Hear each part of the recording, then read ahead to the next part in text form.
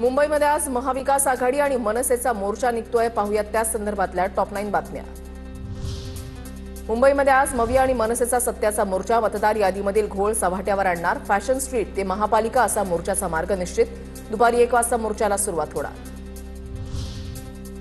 विरोधकांच्या सत्याच्या मोर्चाला पोलिसांची परवानगी नाहीच. विनापरवानगी मोर्चा काढल्यास पोलीस कायदेशीर कारवाई करणार.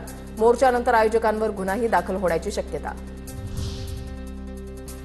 सत्याच्या मोर्चामध्ये सर्वच राजकीय पक्षांच्या मोठ्या नेत्यांचा सहभाग असणार.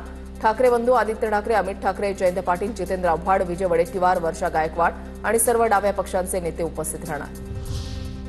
विरोधकांच्या सत्याच्या मोर्चाविरोधात आज भाजपचं मुका आंदोलन. रवींद्र चव्हाणांच्या नेतृत्वात आंदोलन होणार. अमित साटम, मंगलप्रभात लोढा उपस्थित राहणार.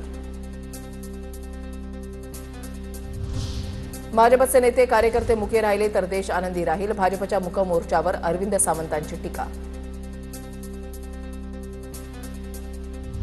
मोर्चा काढणं हा महाविकास आघाडीचा दुटप्पीपणा. भाजप मवियाची पोलखोल करणार. विरोधकांच्या मतचोरीच्या आंदोलनाला भाजप प्रत्युत्तर देणार.